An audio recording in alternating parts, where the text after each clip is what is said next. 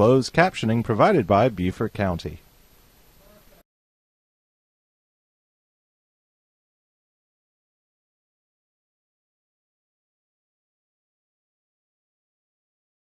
All right, the 2 o'clock, November the 3rd, Community Service Committee meeting is now in session. If I could, get everybody to rise for the Pledge of Allegiance. Pledge allegiance to the flag of the United States of America and to the republic for which it stands, one nation, under God, indivisible, with liberty and justice for all. All right. And Ashley, this has been published and posted, subject to FOIA? Yes, sir. All right, thank you. Now can we get the approval of the agenda? I'll make the motion to approve the agenda. All right, and Mr. Reach seconded that.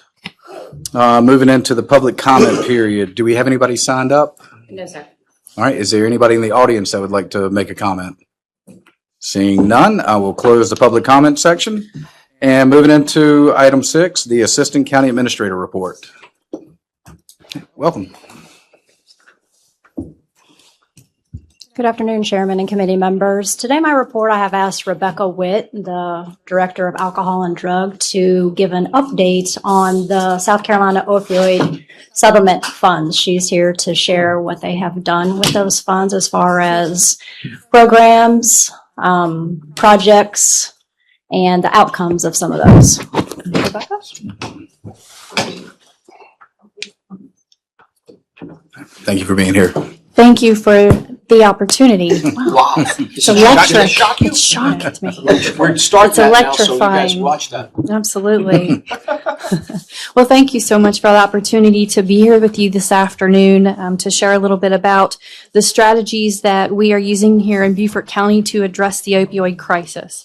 This is a crisis that continues to impact our families, our communities, not only here in Beaufort County, but across the state and across this nation.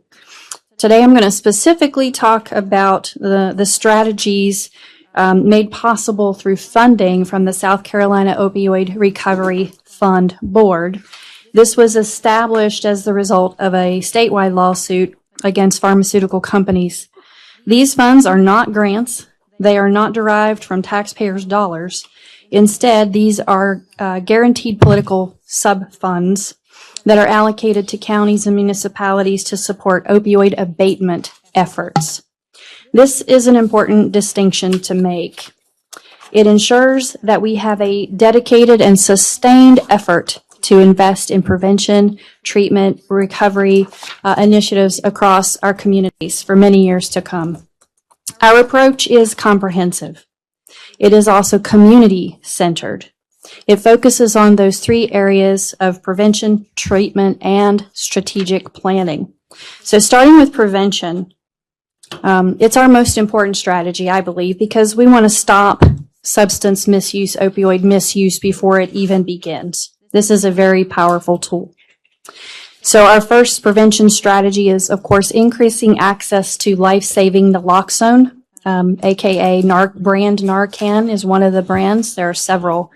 It's a life-saving nasal spray that helps people to survive an overdose or a poisoning experience so that they can get medical attention.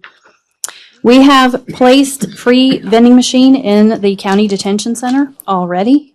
People can go in there and retrieve free Narcan anytime the detention center lobby is open.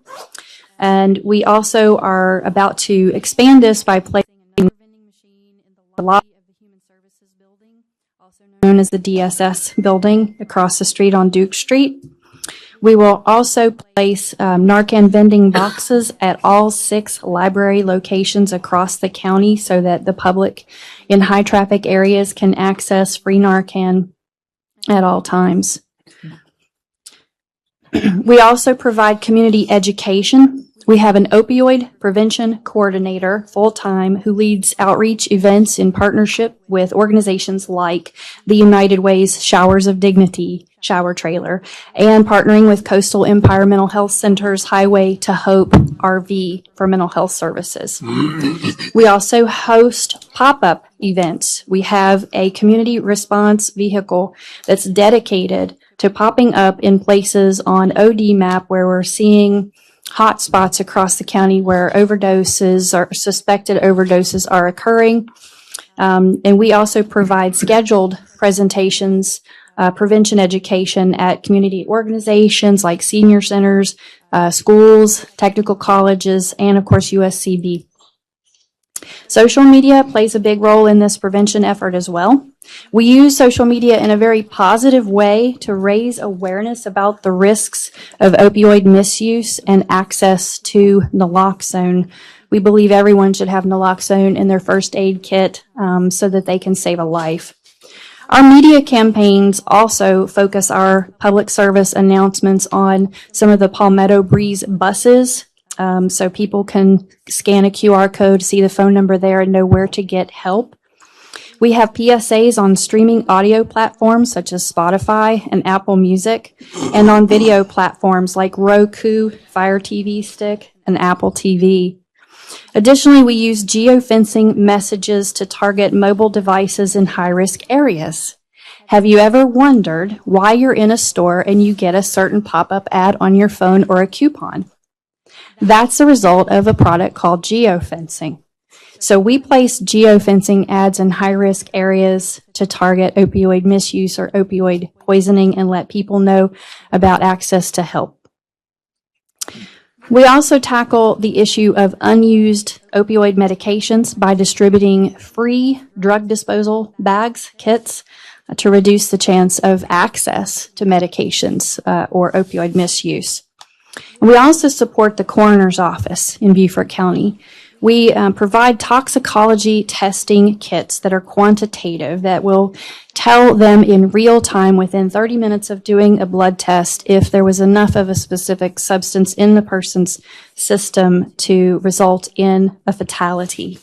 And we can have access to pretty much where that occurred within a geographical area so that we can go out and do community response, especially if we're seeing spikes in overdoses in a certain location in the county. So that's our prevention efforts. And we also, of course, have treatment efforts because we need strong pathways to treatment for people who are already impacted by opioid use disorders. We are working with our incarcerated population who are high risk. Our inmates in the detention center have access to a full assessment with a certified alcohol and drug counselor, and thereafter they can participate in 10 group education sessions with that addiction counselor. We are expanding that effort currently by placing a peer support specialist who is a person in long-term recovery alongside that counselor in the detention center so that they can connect people to recovery resources and help them plan for their transition back into the community upon re-entry. We also, in the community, provide medication-assisted treatment and support services to people who have no insurance, to people who have insurance but can't afford the cost of care, regardless of their ability to pay. They can meet with a counselor in person in Beaufort or Bluffton in our 2 offices, and we've also implemented telemedicine, so they can meet with a licensed addiction counselor no matter where they are. We're also expanding access to care by embedding a counselor and a peer support specialist in our partner clinics, where they can work alongside physicians and mental health providers. This is a very integrated care approach. It ensures that people get the help they need, the type of help they need, and they get it where they need it. We also are looking at strategic planning. We want to make sure that our efforts are effective and sustainable. We're committed to a contract with Schools of Public Health that will help us develop a comprehensive needs assessment for Beaufort County. This will include a comprehensive in-depth review of our data, in-depth interviews with key stakeholders, community organizations, partners, citizens, and the like, to map our existing resources and to identify the gaps in resources in Beaufort County. The goal is to target root causes of substance use and overdose and to understand which of our populations are most at risk here. These findings from this community needs assessment will result in recommendations that will inform our future planning and enable us to submit strong targeted applications for SCORE funding. This is about building a long-term, data-informed strategy that meets the real needs of our communities here in Beaufort County. So just to close, our work in Beaufort County is grounded in compassion. It is collaborative, and it is evidence-based. Effective prevention and treatment of opioid use contribute to the overall health, the safety, and the well-being of all of our community members. And I want to thank all of you here for your continued support, because healing in our community is not something that any one of us can do alone. It takes all of us working together to bring the hope, the healing, and the lasting changes. And every day I have the privilege to serve the people of Beaufort County. I get to witness another chance at life, to see them recover, to heal, to become healthy and productive members of our communities. And that's what this work is all about. Thank you. And how may I address your questions? I'll tell you, thank you for that report. Open it up to questions now. Yes, Allison. Can you tell us a little bit more about the pop-up, how that works? Okay, great question.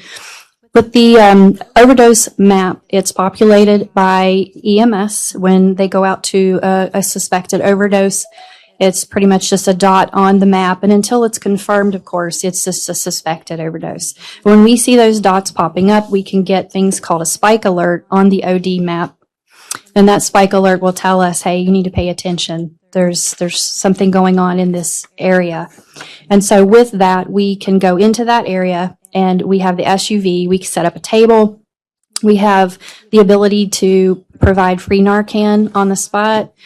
We also have the ability to do a brief screening and a referral to treatment services, mobile access in the community on the ground.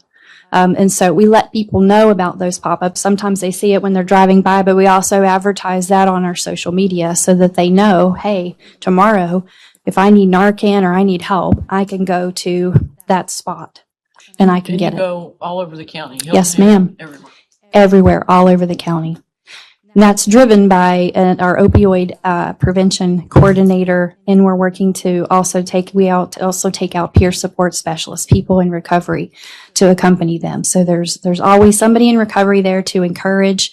And I can tell you that we've had success stories already in a short time. Just one last week, a gentleman that contact was made at a pop-up event and was a little bit reluctant at the time to get help.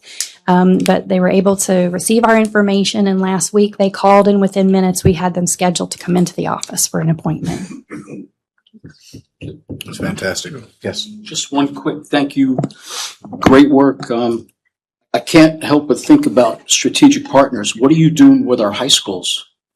And I'm sure but just to let everybody know that. Absolutely. We have partnerships with all of with the Beaufort County School District. We go out and we have not only the opioid prevention specialists, but we have a total of 5 full-time certified preventionists in the department at Nexus Care.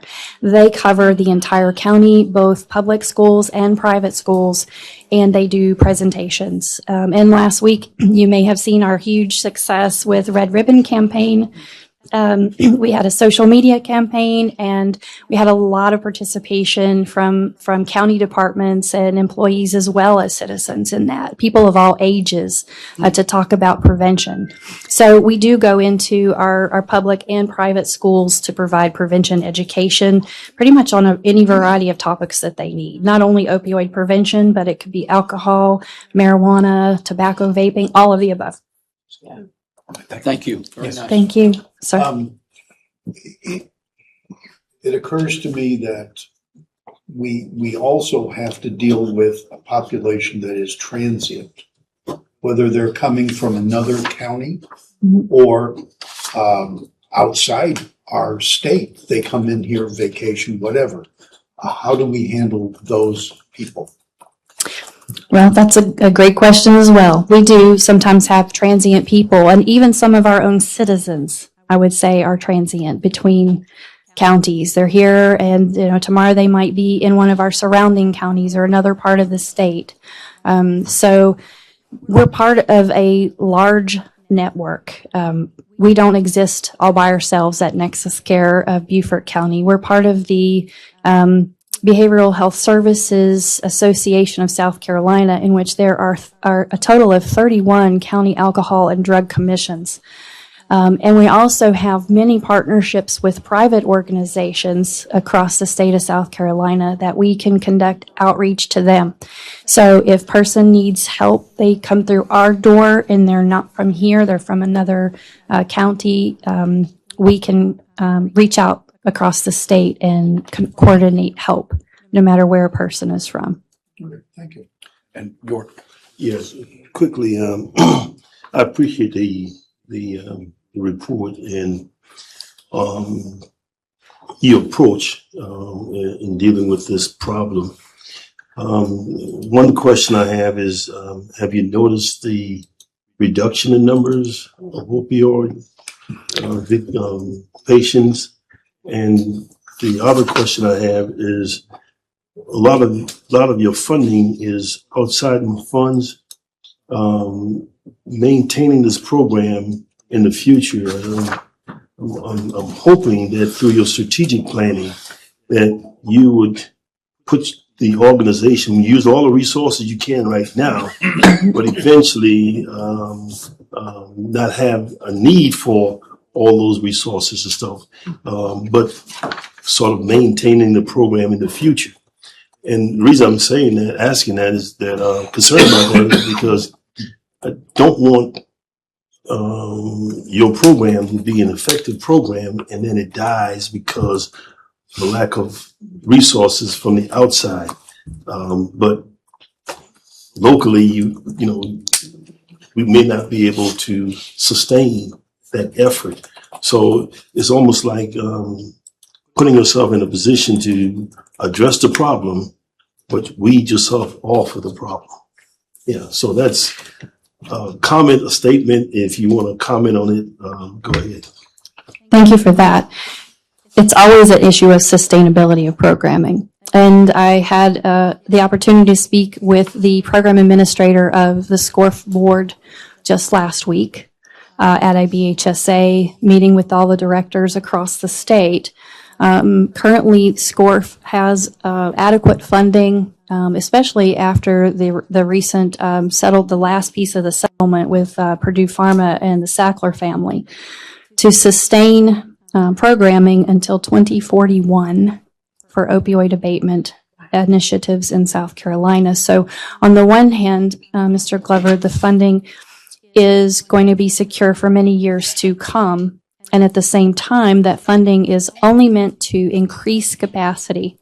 It's never meant to replace our current projects or our current funding. It's only meant to expand capacity. And part of that is looking at, I hope that by 2041, we don't have to have as much programming directed at opioid abatement if we've done our jobs well. But we know addiction is something that can, that's always going to be present. So we will be looking at, in the long term, having programming that we can sustain, not just to address opioid use, but to also address substance use of all kinds. Okay, thank you. Thank you. Thank you. Are any other questions? I do have one. The Myrtle Park location, are y'all planning on expanding the vending machines? And I was thinking Myrtle Park is Department of Public Health is there. They are there, but we would like to have a distribution box 24 hours a day. So this can go kind of like a newspaper stand, and it's weighted down so it won't blow away in a hurricane. And it can be outside the building, access 24 hours a day, 7 days a week, so that even when nobody's there at DPH or at Nexus Care, that they have access to it there. And some of the boxes, sir, are also, they're portable. That's what we like about those. Vending machines you can't pick them up and move them. But these boxes are just like a newspaper box, and you can pick them up and move them to another location. And along that same line, have you found that there's a barrier with them being at government locations versus trying to find a partner, a private partner in the community to put those boxes? I haven't seen any barriers as of yet. And I know that, in other counties, this is a strategy that others have implemented with great success, to be able to put those distribution boxes. And the goal is really to saturate the county with enough boxes and doses of Narcan so that if someone has opioid poisoning, that someone's around with a first aid kit or has it in their car or their bag that they can help. So it's really about saturation. Thank you. Any other questions or comments? Seeing none, thank you for your report and all the work that you do. Thank you all for your time and all of your support. Absolutely. All right. Audrey, anything else for the ACE That report? concludes my report. All right. Thank you so much. Moving into the discussion items. The first one is 7A, presentation or discussion of emergency medical services hiring in order to implement a fourth shift. I believe it says Donna Owenby, the director of EMS, and Karen Morris. Come on down. Come on down. Come on down. Thank you for being here, and thanks for the update as well. Well, we appreciate being here, members of County Council. It's an honor to bring to you what we're planning on doing with our 2472, where we're at, and all the work. This project is very near and dear to me and Karen because we work on it diligently when people don't know we're working on it, because it means a lot to us. So we're going to have a brief. Did you do the PowerPoint, and then we'll be glad to answer any questions that you may have about what we're doing and how we're doing it. Okay, this is how our implementation is going to be January of 2026. That's our goal, to get a 24/72 shift up and running. This all began, as you can see, June of 2025 and October. In that period, we hired 17 EMTs and paramedics. 10 were EMTs, 7 were paramedics. We're hiring an additional 5 at this point, and every day it changes. So this is like, it's in motion. We have interviews again, tomorrow? So we'll see how it goes. This was a hiring period of approximately 125 days. Compared to the year before, it's amazing.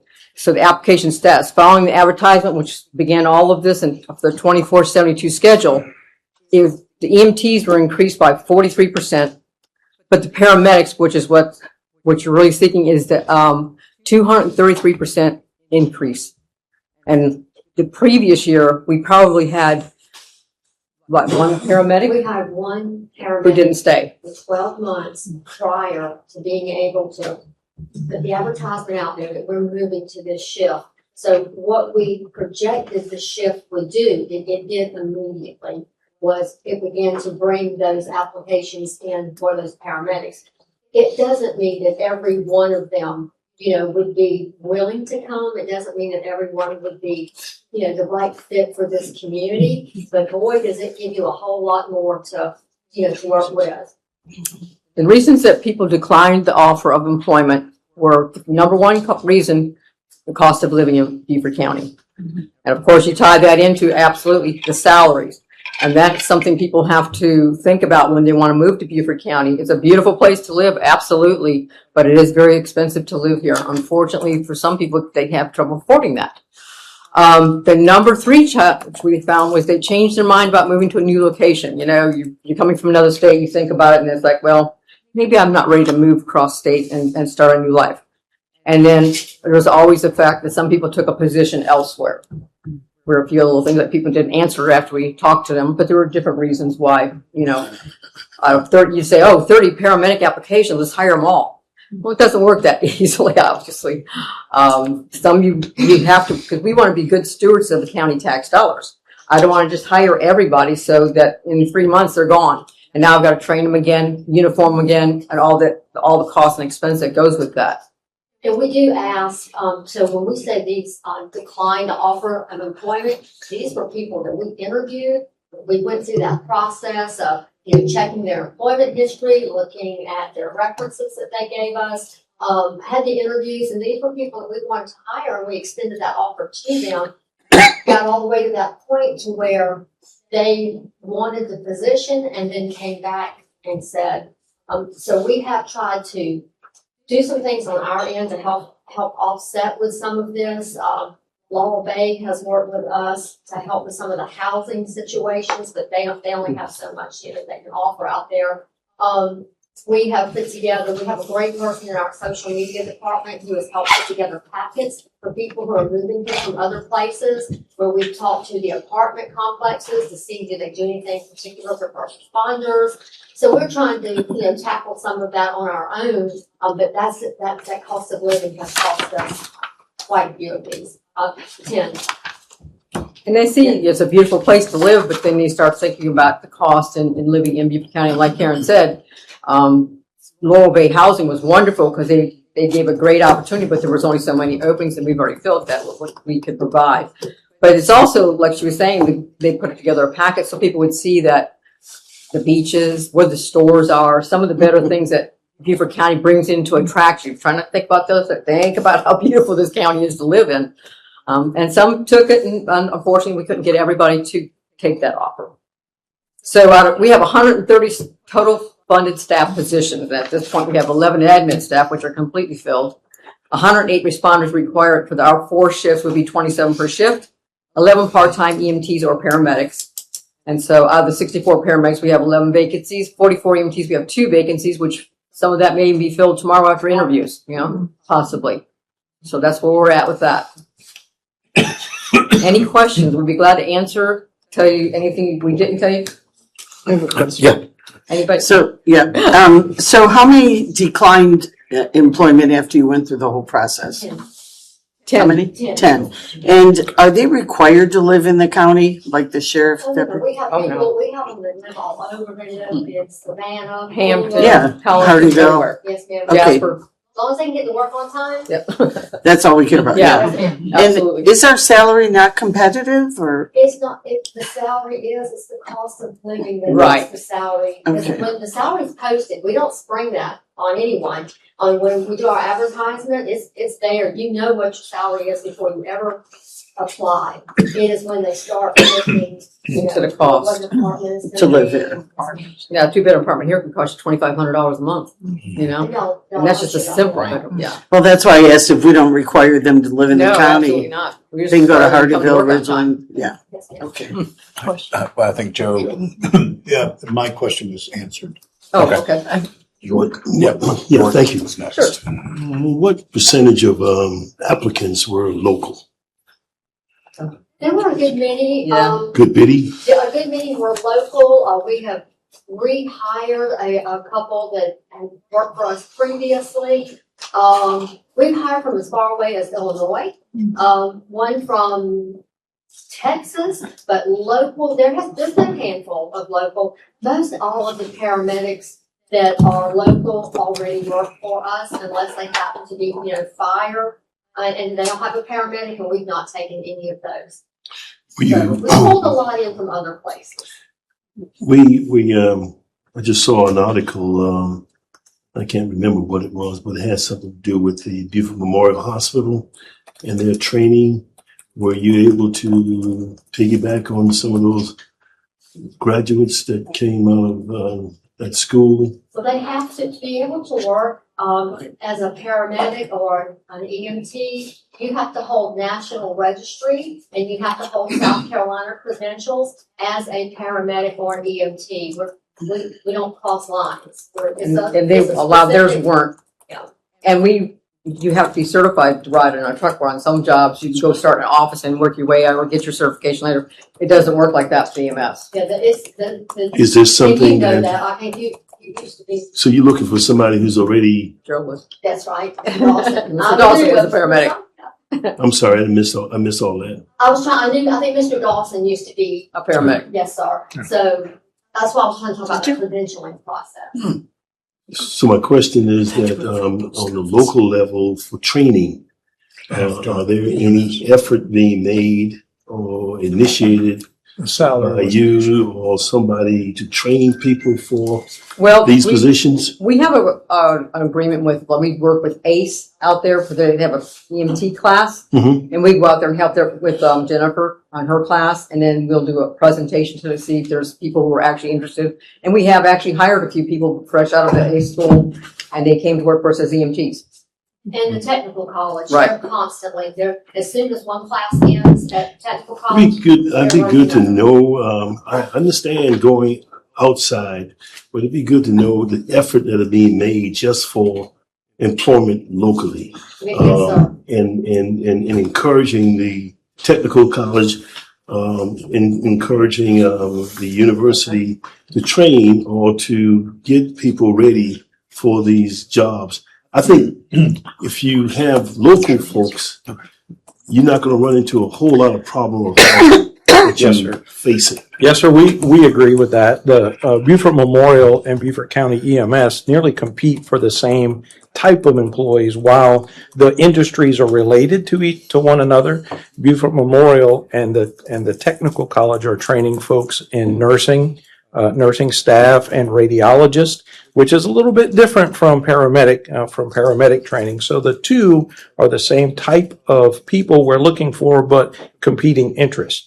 One thing that you will see in next year's budget coming from Beaufort County EMS is a push for training budget in order for us to be able to promote some of our own EMTs into the paramedic program so that we can homegrown our own EMTs and advance them to paramedic class. Thank you, It's a sir. very expensive process, but it's important for us to recognize what we have inside and create our own paramedics. So you'll be seeing that coming up in our Because next there is a budget. national shortage of paramedics, Mhm. not just here in South Carolina, it's every state. And so that's why Karen and I discussed, and we were like, let's homegrown them. They're EMTs for us now. We got, what, almost 7 want to go to Okay, 7 paramedic ready school? to go. And you have to, the schools have to be accredited, Right. that run the paramedic programs. So, we use Love Country Regional EMS out of Walterboro. They do an excellent program. And when the medics come out, they're pretty much street ready. It doesn't take me very long to get them out in the field. And we have 7 ready to go. They're starting A&P in January, and then in March it will roll into paramedic. So we've got 7 of them lined up. So that's what you have to do. You have to bring like you're talking about, the ones that are from within, and we know them, and then we make it as easy for them to go to school. Because a lot of times, the reason people want to go to paramedic school, it's almost 2 years. And it's a lot of work, and it's a lot of time away from family and home. So we've come up with as much as we can to help these people so they can not miss so much home time, but still be able to go to school and advance themselves to a paramedic. It's a difficult class, and you gotta be National Register, and you gotta pass it. Mr. Dawson? Yeah. In your effort to get this fourth ship up and running in 2026, I see you say you reduced the number of part-time employees. Are they EMTs and paramedics?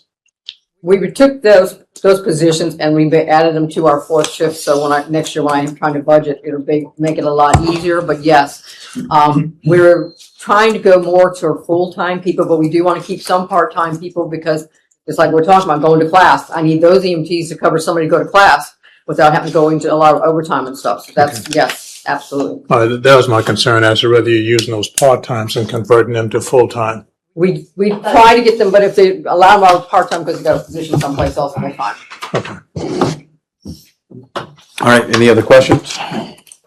I do have one question. Do we have a recruiting effort being made with the bases around here with the Marine Corps and the United States Navy? Get the corpsmen? So the South Carolina EMS Association, they're kind of like the umbrella for everything EMS, and they have a huge recruiting program. I don't know if they've caught any of it, but they're constantly doing things. So whether it is, in person, there's a lot of social media. I wish y'all could see some of the social media. Hope some of you've seen it on I hope Facebook, y'all our have. commercials. They're pretty cute. But yeah, there's all different kind of ways of reaching people. There's no one way, and we are tackling it from, I'm telling you, 3 o'clock in the morning, I'm laying there thinking about the stress and trying to get this, because it does not affect me personally. It affects every person on those trucks. And y'all can hear those sirens going up and down this road all the time. And they are working as hard as they can, and we want to get this shift going. So we're tackling it from every way we can think of. And yes, we have some former military. There's a big program, to help bring the corpsmen in.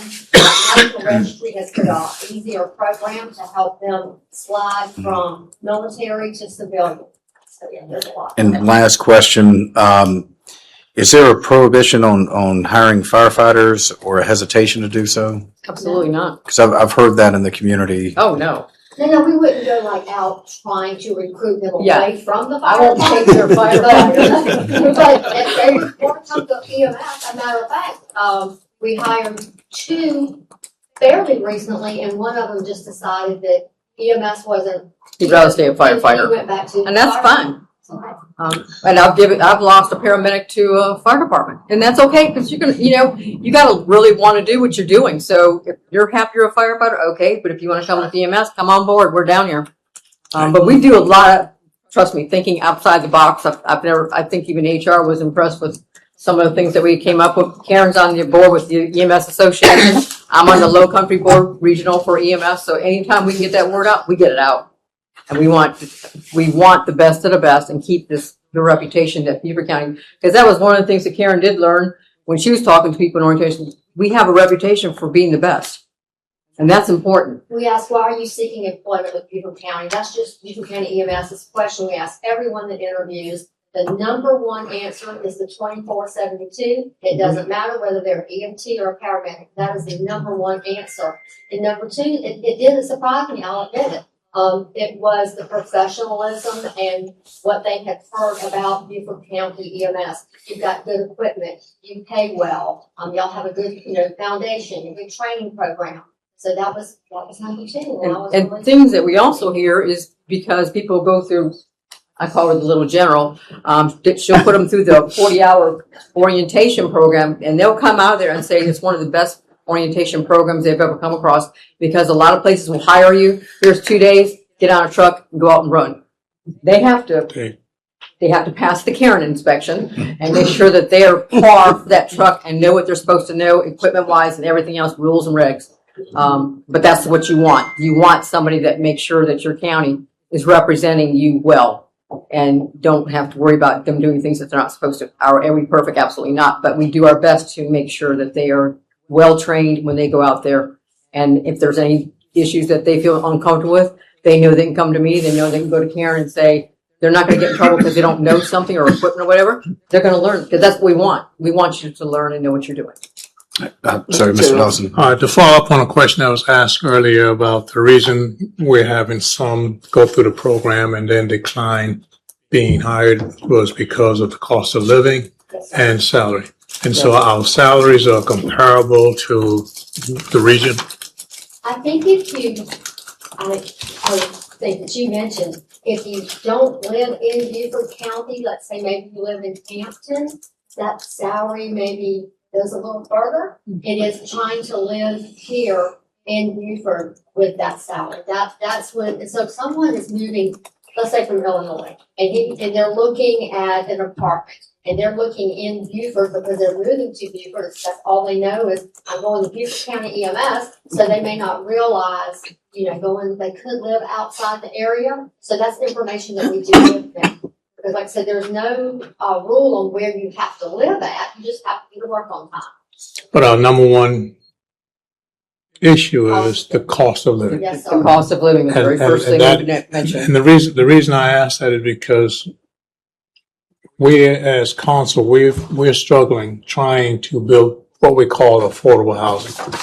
And with all the growth and development that we've had over the years, we're not addressing the cost of living to make the housing affordable for residents and people who want to move to Beaufort County. And so I think we need to focus. Going forward, we need to focus on actually building affordable housing, call it whatever you want, but it's got to be to the point where people like this on the entry level, EMTs and paramedics, can afford to live here in Beaufort County. We got to address that. What's an entry-level EMT make? 56. 56, okay. My other comment was, this is a great opportunity to congratulate all of your staff, all the firefighters, all the deputies, everyone that showed up to the mass event. Oh, So, I mean, The what? I know it was a huge event, a huge night. So we had out St. Helena. The shooting event. Oh, okay. And all of Yes, you were thank there, and I mean, there were a lot of posts on Facebook, how great all of you were, how great the firefighters were, deputies, and so it's our opportunity to thank you for that. Well, we appreciate that. And there, you can say one thing about this county. Police, fire, EMS, we work together. When we have to come together, we come together.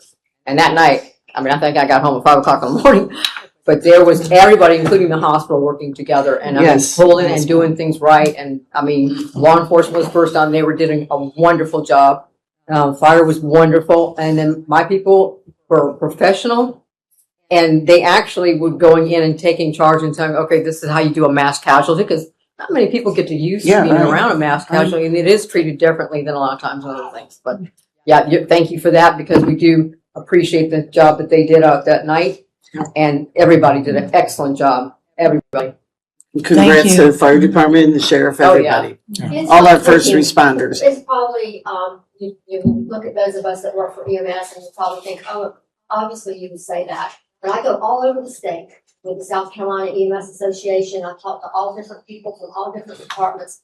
And I can tell you this and sleep easy at night, telling you this, that we have an excellent EMS agency here. We've got some of the best fire departments and the law enforcement top shelf. We really do have that. Work hard to keep it that way. All right, thank you so much for the update. Yeah, thank you. Appreciate it. I All saw right, thank someone, thank you, I too. think everybody's good. Thank you so much for the update. Thank you for coming. All right, moving into discussion item 7B, presentation and discussion concerning progress towards the solicitation of a fire service consolidation study. John, the floor is yours. All right, thank you so much. All right, so this, the fire service or fire department consolidation study was inspired through strategic planning process, and it was direction from committee and council to the administrator to fund this in this budget year and then commence doing this study. So this, the study was funded in this year. The county administrator asked me to begin working on this project. So as part of that project, I reached out to fire chiefs and to EMS, to all of our public safety directors, and we began discussing the issue at hand. It was very important for me to make sure that all of our stakeholders had a voice at the table and that we listened carefully to and tried to combine, understand each of their needs, some of their history, and combine them into the options for the scope of work that was in your backup material and it's on the screen. So before I get to that, what I'd like to do is talk about the complex nature of fire service consolidation, what's been done in the past, so you understand some of the history, what we've done to date, and then we'll talk about the scope of work options and give you our recommendations for which of those items in the list of scope of work we should prioritize immediately. And then we can talk and answer questions. And of course, I'd like to recognize all the fire chiefs in the room and their support as we've worked on this project. It's so important for us to make sure that that we hear from the professionals that have been doing this work for many, many years and understand their concerns and their the positives and negatives that come along with this type of work. So the brief history. As far as I can tell, and there's probably some older than this, there was a fire safety consolidation study that was conducted by Mazzell, Hodges and Associates in 1990. So this discussion of fire safety consolidation has extended more than 3 decades. This, the inspiration for this study was the hurricane just the year before, Hurricane Hugo. During that hurricane, there was not really consolidation of fire departments at that point, but a group of fire departments that had to work together, and all of public safety that had to work together in order to evacuate the citizens of Beaufort County. We were very lucky that the storm went a little north of us, but yet the group of public safety began to recognize how important teamwork and working together was at that time. The results of that study mostly focused on ISO, and ISO is the insurance, oh my goodness. I'm trying to think, Insurance Services Organization. So it is essentially an insurance risk assessment for each community, and that public safety's ability to mitigate those risks. So it really looked at each organization and what they could provide and how we could improve our response to those risks in as it had to do with the response to Hurricane Hugo. After that, there was a paper in 1997 written by the public safety assistant county administrator, then his name was Randy Wood. So Randy wrote a very good paper that talked about the benefits of consolidation and left a roadmap for future consolidation that, although it's from 1997, it's a very good paper. It was very well written and does really lay the roadmap for that. And it did, even in that paper, it referenced the 1997 work. In between 2001 and 2004, there was a grassroots effort. Between the Burton Fire District, the city of Beaufort, and the town of Port Royal. And this was what they called then the Port Royal Island consolidation attempt. This was the closest that I can recall or have knowledge of that any two departments in Beaufort County, well, I can't say that quite, that any modern departments came to consolidation. There has been some consolidation on Ladies Island. There were two departments there, Ladies Island and St. Helena departments, who were volunteer, and they joined together. And now the town of Port Royal and the city of Beaufort are essentially one type of organization as well. And there's some other examples on Hilton Head, Sea Pines, and that kind of thing. But a global consolidation, this work that was done by Chief Roundtree and Chief Wendell Welburn back then was probably the closest to almost getting to that consolidation. Follow that in 2011, there was an EMS study, which was a fire support analysis study that also looked at some consolidation efforts or improvements in the EMS system and had some discussion about consolidation at that point. So right now there are 8 independent fire departments, not including military fire departments, within Beaufort County, and 1 single countywide EMS agency. Beaufort County EMS provides that transport, advanced life support for everywhere in Beaufort County, with the exception of Hilton Head Island. Hilton Head Island is a municipal operated department which provide their own fire-based EMS support, right? So while each of the above-mentioned studies discuss the potential that's created by consolidation of departments, they all agree that consolidation of fire departments must happen prior to any inclusion of EMS, because EMS is already that consolidated system throughout the county, with the exception of that one. To do anything different would fracture the responsibility of EMS. And each of them, while we have done all these studies, some of them have inspired some change within organizations, some improvements in ISO, some improvements in equipment and quality, procedures, and those types of things. None of them have resulted in any significant effort towards consolidation, not from with the county's involvement. And each of them boils down to money. Does the effort outweigh the cost? And when we talk about cost, it is equitable distribution of those dollars. So we'll talk about that a little bit. Part of the process, so that's a little bit of history. There are pages and pages and pages of information. And I'm sure if you want to sit down with Chief Klein, there he is, he has studied this for years. Chief Klein, how long have you been a fire chief in Beaufort County? Since 1994. 1994. All right. So I would venture to say that every firefighter at some point in their career has heard the word in Beaufort County consolidation and had their own thoughts and made some effort for or against that. It is rare to find someone with as many years of that experience under their belt as a chief client, and made significant efforts in that direction as well. So as part of this process, I began by meeting with all the fire chiefs. We all came in the room together. It was a nice, safe space.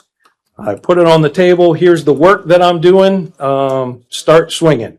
And we had an open conversation. We talked about each of their concerns. We tried to, and it was probably 2 hours or so, we tried to boil those down those concerns and begin to work on what I shared with you, the scope of work outline.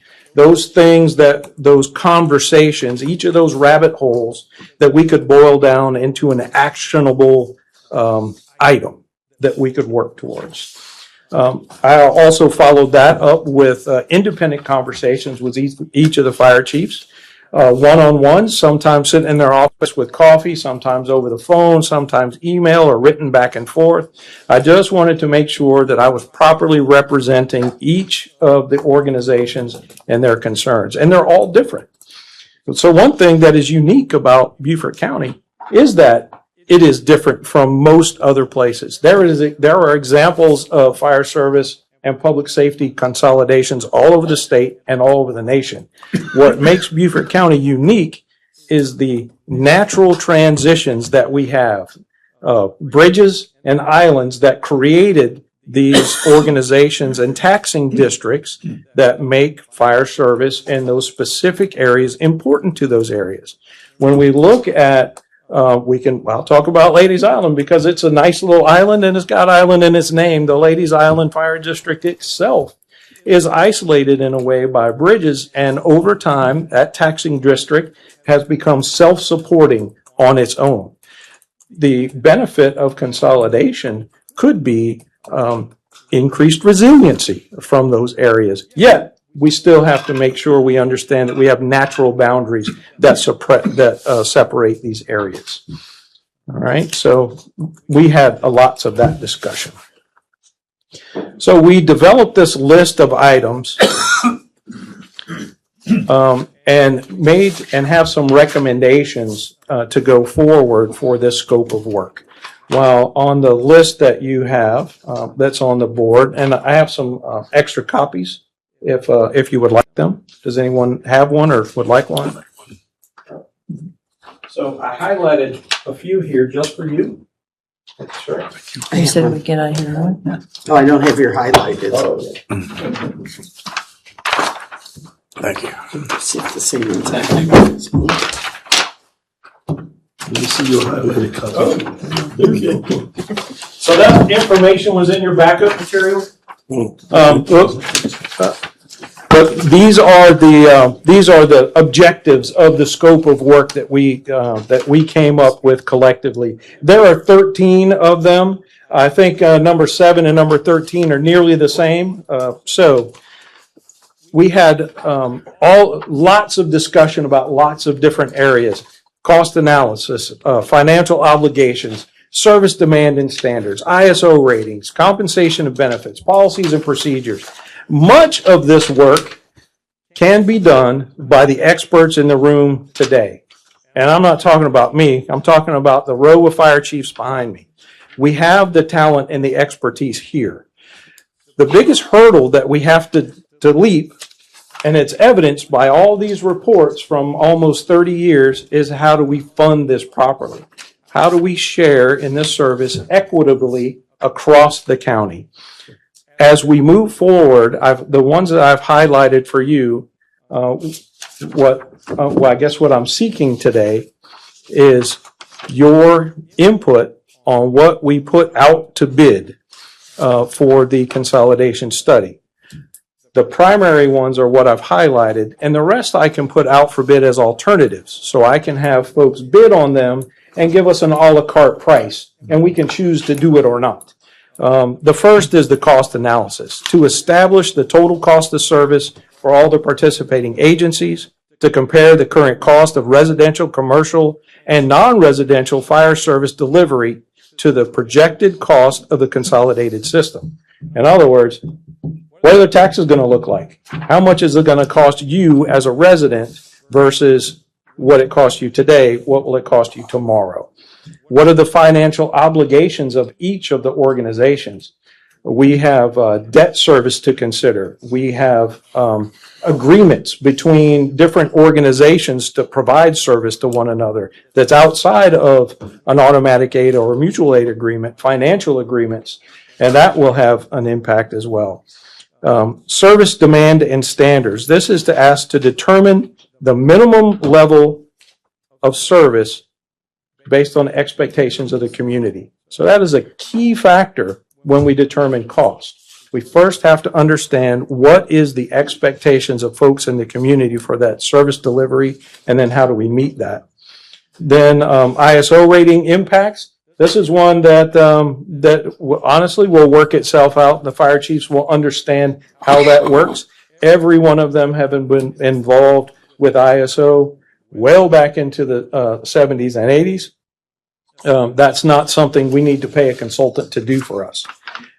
Number 5, so far the ones I have highlighted are number 1, number 2, number 3, and number 5. So number 5 is compensation and benefits. This is to review and assess the difference in wages, benefits, and retirement plans among participating agencies. That's going to be where a lot of cost comes in. Just benefits alone when it comes to compensation and salaries, and bringing all of these agencies into a county type of benefit plan will be costly. Something else that's very important for us is number 7. Legal and administrative structure. This is to define the necessary legal governance and management structures, including intergovernmental agreements, contracts, to support that potential consolidation.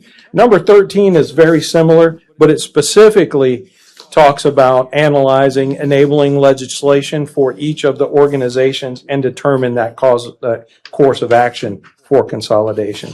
Because some of our agencies are county enabled or county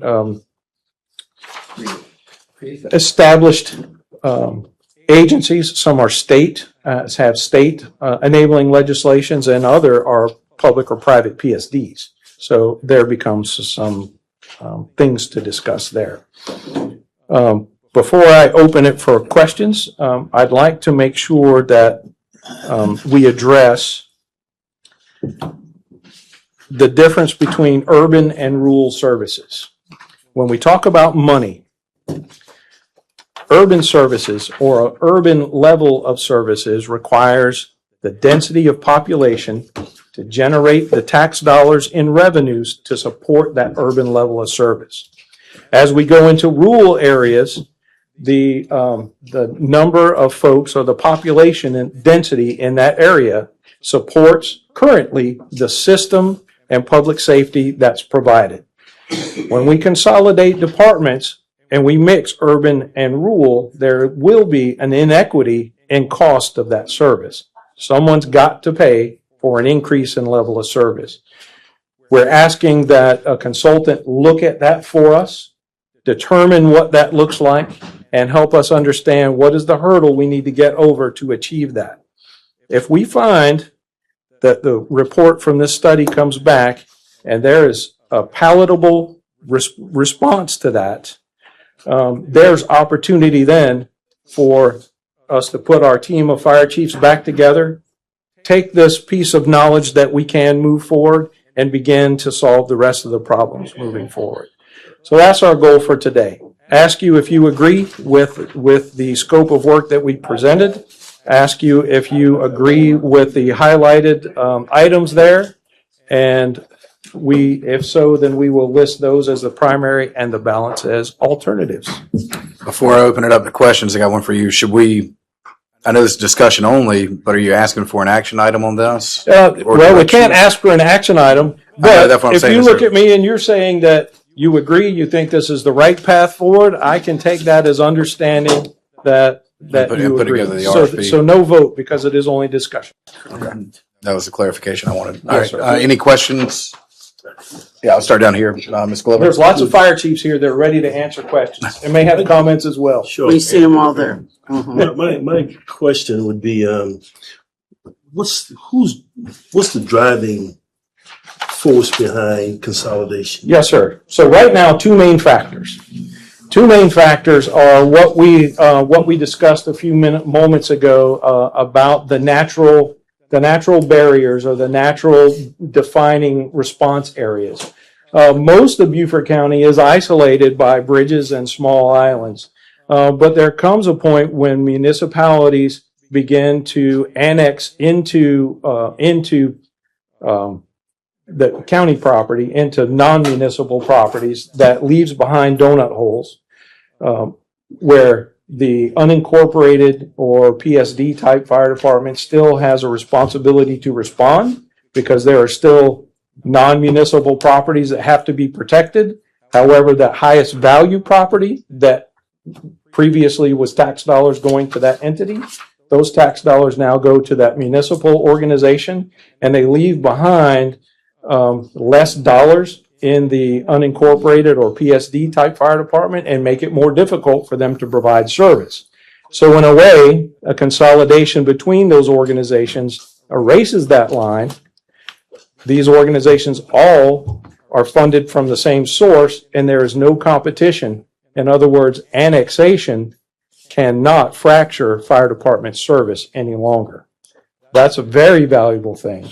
One of the other topics was from Ms. Tabernick, and this was to look at normalization of compensation across the districts. As we look at the salaries and compensation for firefighters in an urban setting, it is comparable, but not comparable to that compensation of a firefighter in an urban area or in a rural area. The difference is at risk. Again, firefighters in that urban area, they have more funds, they have more people per square mile or per acre than the rural area. So while the risk of a singular house fire is the same to a firefighter, the frequency of those house fires is much different. In the city of Beaufort or town of Port Royal, for instance, or even in Bluffton, an apartment complex can have between 75 and 300 apartments. If the average home has 4 people in it with 300 apartments, there's 1,200 risks of people, right? And every toaster and every microwave and every heater and every hair curling iron and every source of fire versus a rural area, which is 1 home per 3 acres and probably that same number of 4 people that live there. The risk of frequency of that fire is much less reduced. So the independent risk that firefighters still exist if they all go to the same fire, but the number of fires or number of risks they put themselves at are different. So you see there's a difference in compensation for someone working in a more urban area versus someone that's working in a more rural area. I don't know if that's helpful or not. Well, what you have said to me is that in my rural district that I represent, there's really not a need for us to look at consolidation. Well, I'm just going to share that with you. You asked for my opinion, so Yes, I'll give it to you. Yet I serve also the inner city of Beaufort as well, and there's a need for maybe better fire service there. I'm not too sure because the municipality handles the fire district in the city of Beaufort.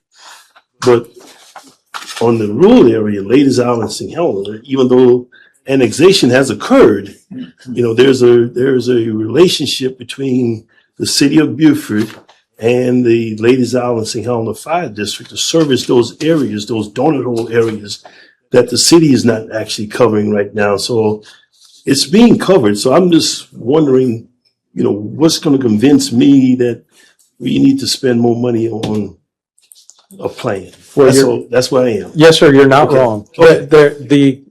As I stated in the beginning, the complex nature of this is very deep. And I'm expressing Yes, me But I would think that other areas may need consolidation. So I need to be convinced that this is the path we need to pursue. Yes, sir. Thank you, sir. Yes, Joe. This is a study that is long overdue. We've been talking about this for many, many years. Our fire chiefs are aware of what's going on. I think you've put together a very comprehensive scope of work.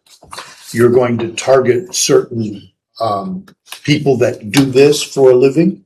So it's a twofold question. When you put it out, do you have some sense of what it's going to cost to do such a study? Yes, sir. If we limit the primary questions of the scope of work, right now we have budgeted, and it's in council's budget, is $100,000 for this study. We looked at several other studies conducted, and based on that limited amount, we should be able to afford that much of the study. If we included all of those items, that's probably a much more expensive study that we're not prepared.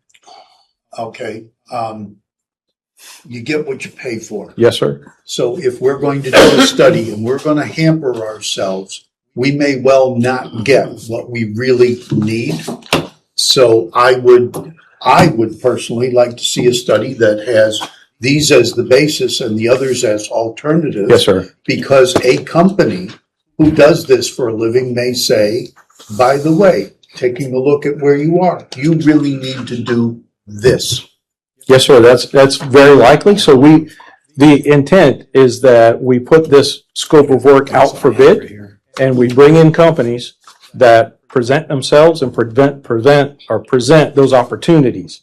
And you are very right. We may find that a company says, you can do all these things, but if you don't do this, you're not getting the right thing. And we are certainly open to that. All right. So I believe we should move forward with this. Thank you. Okay.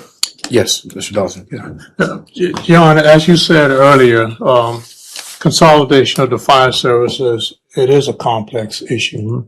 You alluded to the fact that in 2011, somewhere around there was a study done. And Chief Klein and all the fire chiefs were actually partakers in that study as well. Yes, sir. And the primary issue is trying to consolidate all of the fire department is the disparity in the geographical areas. That's what they found out, right, Chief? That's what they found out. And if you have the disparity in the geographical area and you try to combine the fire districts, then you're going to have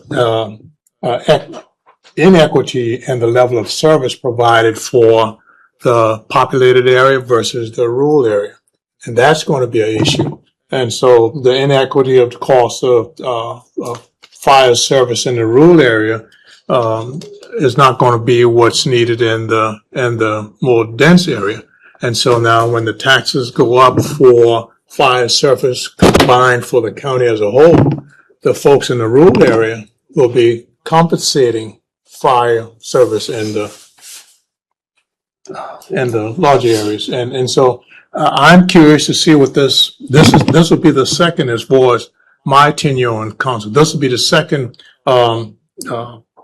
consultation study that we'll be doing. But I'm curious to see what it's going to render as well. So I can support moving forward and just seeing what it presents to us. Not that I'm going to support it. Thank you. All right, Tab.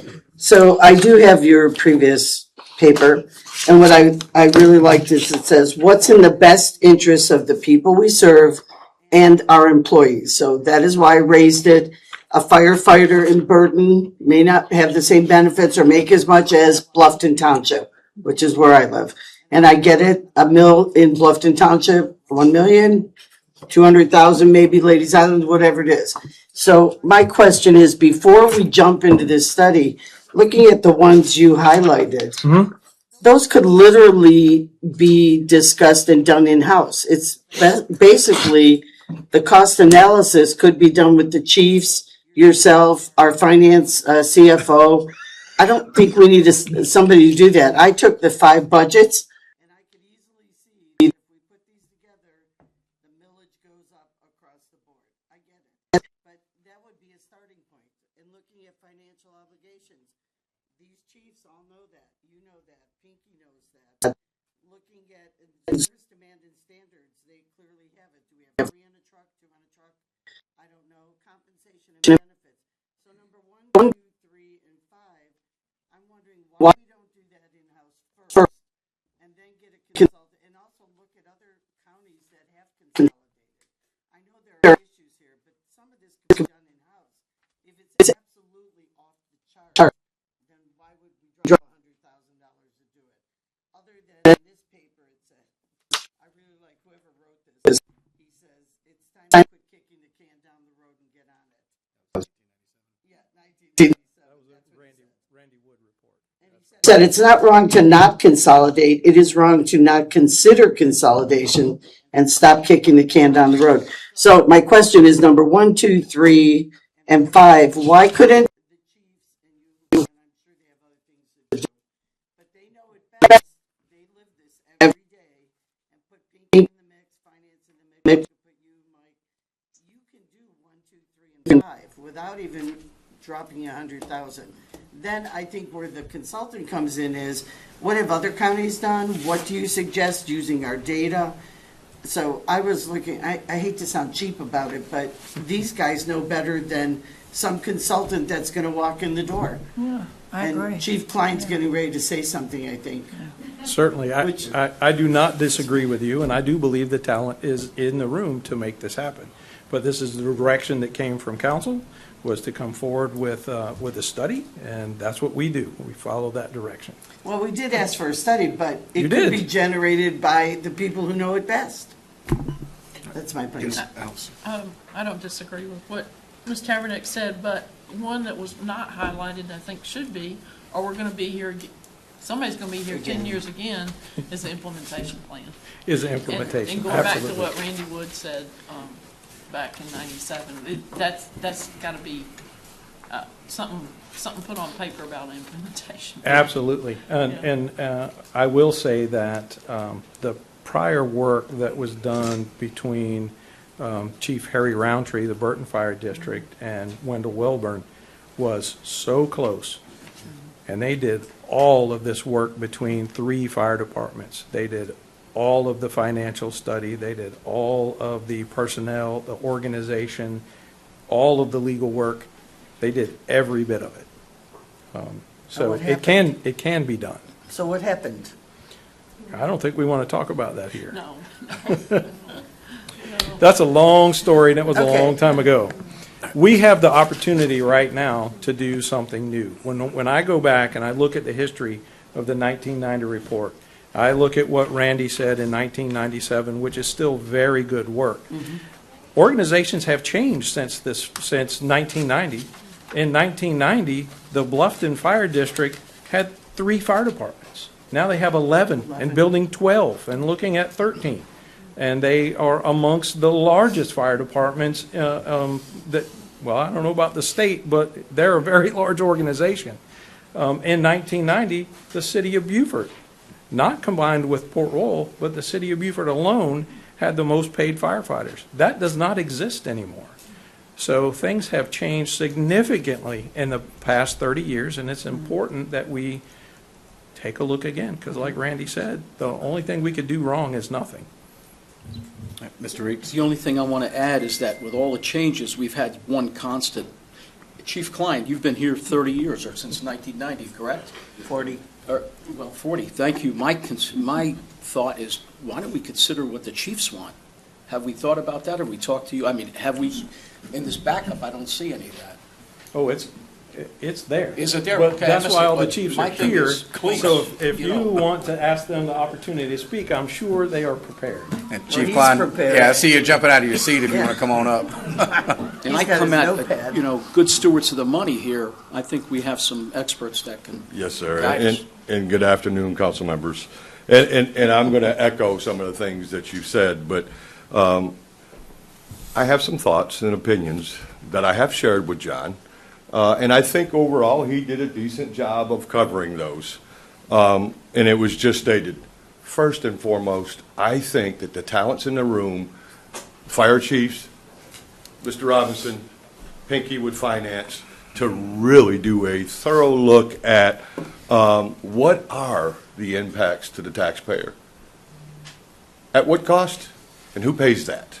And we can run those scenarios, and we can put up fences. You know, if you throw the presentation back up, it says countywide. Are we truly looking at countywide?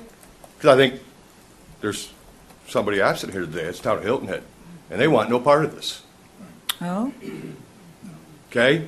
They have a robust organization. They're a fire-based EMS. They're in the range of $23 to $24 million is their organization. I think the Town of Hilton Head doesn't want any part of this, and that fire chief stated that in our first meeting. Okay? So I think there are scenarios, no matter where we put this funding fence up, there are several scenarios that we can look at and give you a very close estimate of what the impact is to the taxpayer. Again, I say, who's paying what, and who ends up paying that bill. You could look at it subsidizing. The big hitter in the room, Bluffton Fire District. Over $1 million mill value. In the fire service, the next closest one is Ladies Island St. Clair Fire District at $217,000.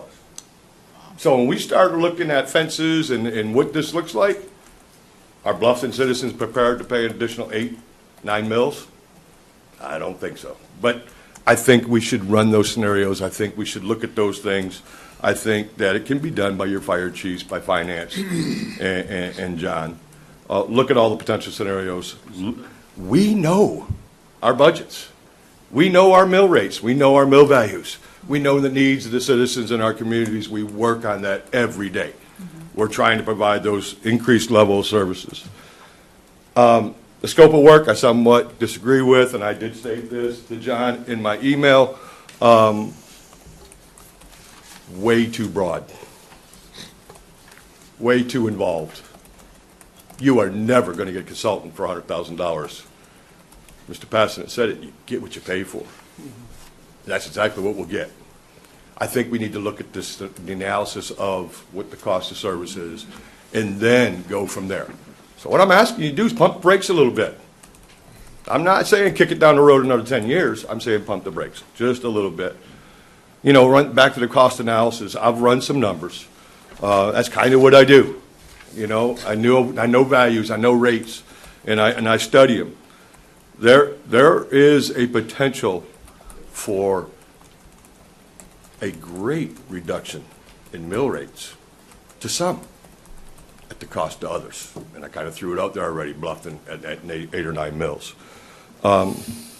Again, my last comment is basically, you know, the fire districts commit their lives to providing a level of service to the citizens that we're sworn to protect. And we constantly look at how we can do that increased level of service at a better cost. And there is not a fire chief in this room or those that aren't here that has the same opinion. If it is a better level of service or equal to at a better price, we're all in. This is not jurisdictional. This is not territorial. We're all in. You know, you took it down again, but the mission states more than once, mission and purpose and objective state more than once, at a greater value. I question that. I really question that. At a greater value, at whose cost is the question. And I think that you give us a little bit of time, we can figure that out. And we can lay that all out to you and then go from there. Chief, thank you. Yes, sir. Sounds good to me. Are there any other questions?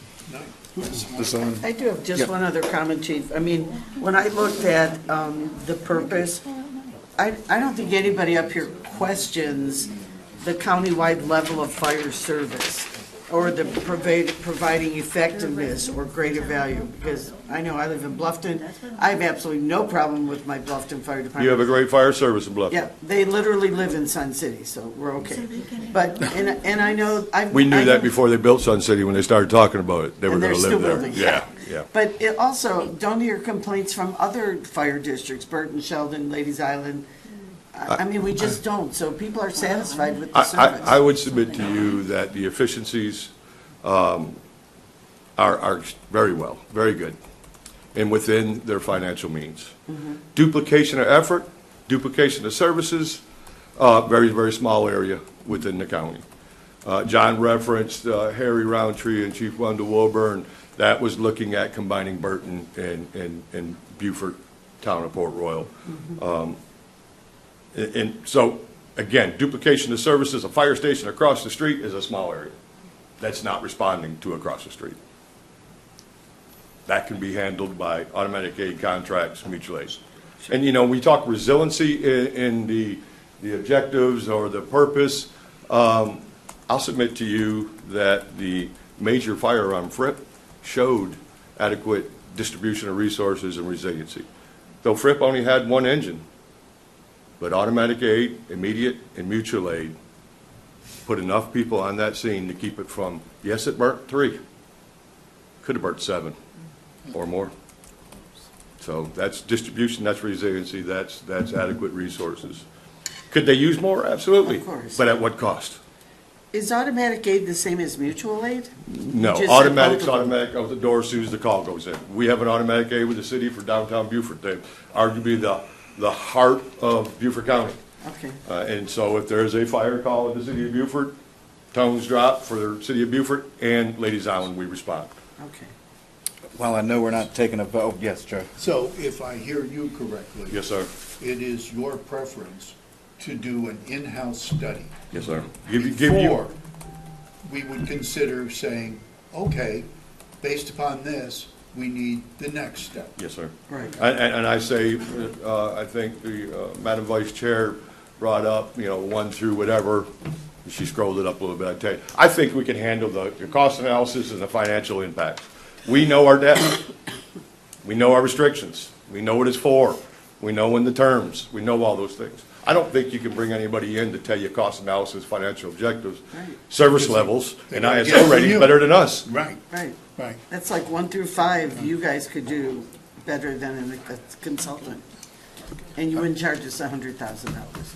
Oh, maybe. 99, yes, Okay. ma'am. He'll send a bill. They'll send a bill. Okay. Well, Joe, you kind of touched on what I was going to say. I know we're not taking a vote right now, but I think the consensus is to work on it internally Yeah.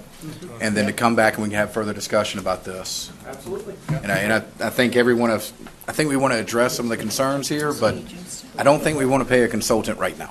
Well, that is the purpose, is to make sure that I get a feeling of your desire, and I can take that action. And I'd like the other chiefs, if they want to speak, Chief Church, yes. Chief Church needs to Go. talk. Good afternoon, committee members and members of council. One of the things that I would like to consider is essentially what I would like to see as a citizen and as a operating member of the fire district in Bluffton is more of a concentration on interoperability rather than consolidation. Currently speaking, we do a very good job at that on the surface. There are some areas that we've seen just a few dollars or a little bit of cost causes a hiccup in the service that should be provided. I'll give an example. Hardyville has annexed Cracker Barrel in Bluffton. Correct. But if a cardiac arrest call goes out there, Beaufort County EMS is the responding agency, but if our personnel hear that call, they're going because it's a critical call. And, some can say, well, you can afford to do that. It doesn't. If you run the numbers, it's not that many times probably. But one example to look at, and the Fire Chief of Hilton had actually brought this up in one of our meetings, is Charleston County and what they're doing with their collaboration and cooperative response and the things they're doing. Everyone always says, Bluffton is being considered the cash cow in this thing. We do have a $1,079,000 mill value. However, we're supporting about 3 times as much as some of the departments in the county. Our call volume's approaching 11,000 calls a year with fire and EMS calls. That's almost the total of all the calls in northern Beaufort County. So I say all that to say that, just things to consider is cost of living that EMS brought up earlier as an issue. If Bluffton gets if Bluffton were to get frozen or slowed down in the progress that we've made throughout our time, and we've been in front of you guys many times to beg and plead for it, I think that we would have a retention issue if that were to happen in any case, countywide even. Do the other departments need to catch up? 100%. We heard that in the budget presentation meetings. That was very clearly identified. What we have today that we didn't have 10 years ago, or even maybe 3-4 years ago, is supportive staff on council, supportive staff administratively, and that's proven in the work that you guys have done and the county has done with the EMS alone, and and the sheriff's office alone, and the pay increases that have occurred, the pay studies that have occurred. I think a lot of that can be fixed district or county-wide with the fire districts, both in all levels, is the continued support. Sometimes there's been questions asked, do you have enough to do what you need to do? And I think the days of, I think the full understanding of the emergency services matter, and we need them. That's something that AI can't do, is save someone's life. Right. It's just the continued support of all the agencies in the room represented, and just knowing that when there's a tax increase that is needed, because they're going to have to, some people are going to have to do that. Growth is helping us. Growth is coming to them at some point, just like it came to us. Chief Roundtree made a perfect example. 1990, we were running one person on the engine, one person on the squad. Maybe 3 employees. And we've grown to where we're at through the process, but we've had a supportive commission on board, and we've been supported through growth. I think that just has to be looked at in general. But just a quick numbers, and something I think would be beneficial for you guys as well, is to look at the share, what exactly is going on in every district call volume-wise. Like I mentioned our numbers earlier, but just a look at the call volume I talked about earlier. I'm sorry. The rent costs. It's about $400 or $500 more a month to live in Bluffton rent-wise, according to the 2020 census data. That's per, that's just what the census data says, versus the north and abroad. Housing units. We protect 33,873 housing units according to the census data. Ladies Island St. Helens at 9,689 and growing rapidly, because they're coming up right behind. They're growing as well. But just one of the things I want to reference, and I'll sit down and let you guys move on with your day, is when we talk about cost of living, even with our increase in salaries that we have versus some of the other agencies, out of 170 employees, we have 55 of them that live out of the area, and 9 of those commute from Georgia. So it's not just it's what's a live, work, play. It's where you live and where you work and where you play is going to contribute to what you need to make. And there's studies on that, and I think that supporting the agencies in their own independent outside agency pay studies will help that factor and probably alleviate a lot of other things. So that's all. Any questions for me? Appreciate that. Any questions? No, thank you. No? I think the chief. We have another chief. Yeah. Come I'll be on. real quick. I know y'all got another meeting You planned. don't have to be quick. Go ahead. I just wanted to add, and John referenced that some of the jurisdictional boundaries. I think we're part of that. City of Beaufort and Town of Port Royal and the Burton Fire District. We can do a better job of automatic aid. There's a long legal history between us that has been going on well before me. And I think a closer unit response, an automatic aid program, and eliminate all those legal issues is the direction we need to move forward to. So I just wanted to add that comment to the discussion. If it could be that easy, Chief. Well, I know. Okay. But thank you. Thank you all. Thank you. Any other questions? I will say one comment, and I am speaking kind of on behalf of everybody here, chiefs, staff. I think you'll find that we want this to be a collaborative process to do what is best. If we just need to analyze the numbers, look at everything and see what we can get to make it right. There are some issues that need to be corrected. What that looks like, we want to have a collaborative process, and we don't want to force anybody to do anything, but we want to have the highest quality service across the board in the entire county if we can. All right, so thank you all for being here, and thank you for your input. Thank you. Thank you. Appreciate it. All right, now moving into item 8A. That's a good discussion. Yeah, the appointment of Justin Palmer to the Disability and Special Needs Board for a 4-year term with the expiration date of November 2029, pending approval by the governor's office. I'll make the motion, Mr. Chairman. All right, is there a second? I'll second. All right, by show of hands, is there any objection or, well, is there any discussion about this? No. Any discussion? No. By show of hands? I believe that is unanimous. Is there any other business to come before this board? Seeing none, this meeting is adjourned.